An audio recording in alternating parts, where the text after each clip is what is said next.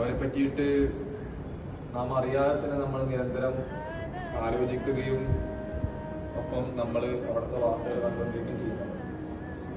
ഈ ഒരു സാഹചര്യത്തിൽ നമ്മൾ ഇന്നോടെ ഒത്തുകൂടിയിട്ടുള്ളത് നമ്മളെ സൂചിപ്പിച്ച പോലെ ഫലസ്തീനിന്റെ വാർത്തകൾ, അവിടുത്തെ വിശദാംശങ്ങൾ നമ്മൾ അറിഞ്ഞിരുന്നത് അവിടെ നിന്നുള്ള പത്രപ്രവർത്തകരുടെ, പത്രമാധ്യമ പ്രവർത്തകരുടെ ഇടപെടലുകൊണ്ടാണ്.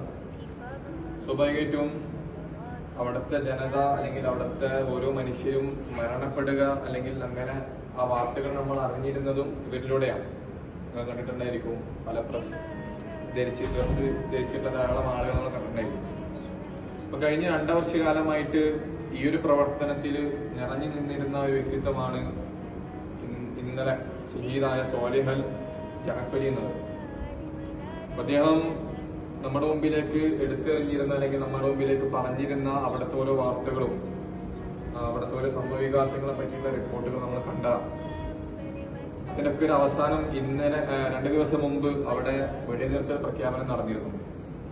അപ്പോ ആ വെടിനിർത്തൽ പ്രഖ്യാപനത്തെയും അദ്ദേഹം വളരെ സന്തോഷപൂർവ്വം ഗസയിലെ ഓരോ തെരുവീതികളിലും വിളിച്ചു പറഞ്ഞിരുന്ന വീഡിയോസൊക്കെ നമ്മൾ കണ്ടിട്ടുണ്ട്.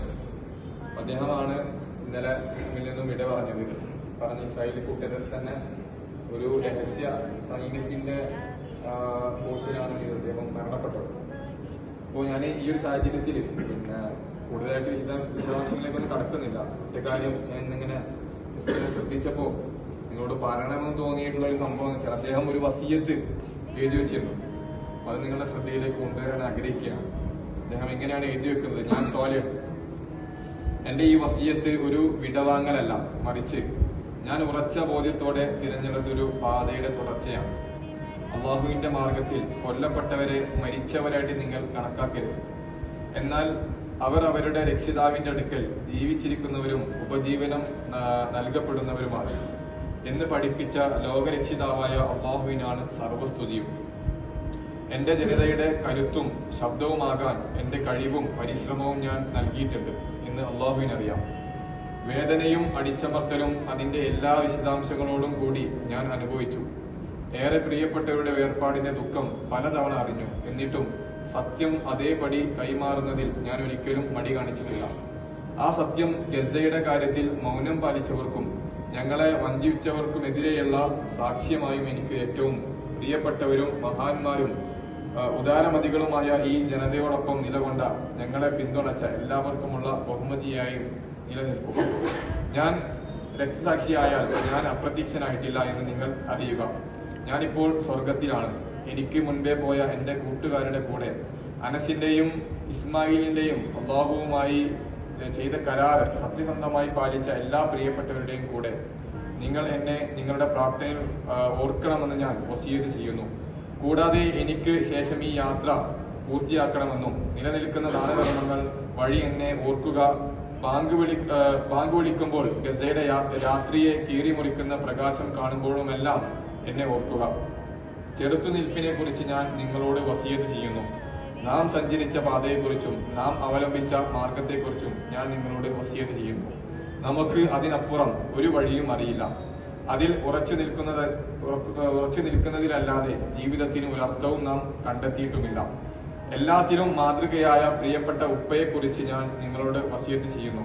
ഞാൻ എന്നെ അദ്ദേഹത്തിൽ കാണുകയും അദ്ദേഹം തന്നെ എന്നിൽ കാണുകയും ചെയ്തു. യുദ്ധത്തിന്റെ എല്ലാ അവസ്ഥകളിലും എന്നോടൊപ്പം ഉണ്ടായിരുന്ന വ്യക്തി എന്റെ ശിരസിലെ കിരീടമായി അങ്ങ് എന്നിൽ സംതൃപ്തനായിരിക്കുക. നമുക്ക് സ്വർഗത്തിൽ കണ്ടുമുട്ടാൻ ഞാൻ അള്ളാഹുവോട് പ്രാർത്ഥിക്കുന്നു. ഇങ്ങനെ തുടരുന്നുണ്ട്. ഒരു വലിയൊരു വസിയത്താണ്. എന്നിരുന്നാലും നമ്മൾ മനസ്സിലാക്കേണ്ടത്, അള്ളാഹുവിന്റെ മാർഗത്തിൽ കൊല്ലപ്പെട്ടവരെ മരിച്ചവരായിട്ട് നിങ്ങൾ ഒരിക്കലും കണക്കാക്കരുത്. എന്നാൽ അവർ അവരുടെ രക്ഷിതാവിന്റെ അടുക്കൽ ജീവിച്ചിരിക്കുന്നവരും ഉപജീവനം നൽകപ്പെടുന്നവരുമാണെന്ന് പഠിപ്പിച്ച അള്ളാഹുവിന്റെ ലോകരക്ഷിതാവിന്റെ ആ ഒരു പ്രഖ്യാപനത്തെ നമ്മൾ നിരന്തരം ഓർക്കണം. നമ്മൾ അതിനെപ്പറ്റി ചിന്തിക്കണം. അതിന്റെ വലിയ മാതൃകകളാണ് ഫലസ്തീൻ നമ്മൾ കണ്ടുകൊണ്ടിരിക്കുന്നത്.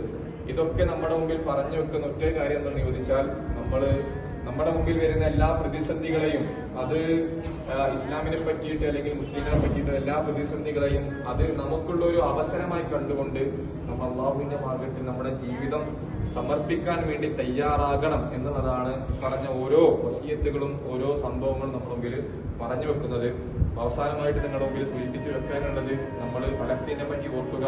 അവരുടെ വിമോചനത്തിന് വേണ്ടിയിട്ട്, നല്ലൊരു നാളേക്ക് വേണ്ടിയിട്ട്, എല്ലാ വെടിനിർത്തലുകൾക്കും അപ്പുറം ഒരു സുഗന്ധം പുലരുന്ന ഒരു സത്യങ്ങൾ വിളിച്ചോതുന്ന ഒരു ഗസയെ, ആ ഒരു നല്ല നാടിന് വേണ്ടി നമുക്ക് പ്രാർത്ഥിക്കാം, അതിനുവേണ്ടി പ്രവർത്തിക്കാം. റബ്ബ് നമ്മൾ അനുഗ്രഹിക്കട്ടെ. നമ്മിൽ നിന്ന് വിട്ടുപോയ ആളുകൾക്ക് റബ്ബ് ബർസഖി ജീവിതം വിശാലമാക്കി കൊടുക്കട്ടെ. അവരെ ഷഹീദുകളായിട്ട് നമ്മിൽ നിന്നും സ്വീകരിക്കുമാറാകട്ടെ. നമ്മൾ സമാപിക്കും.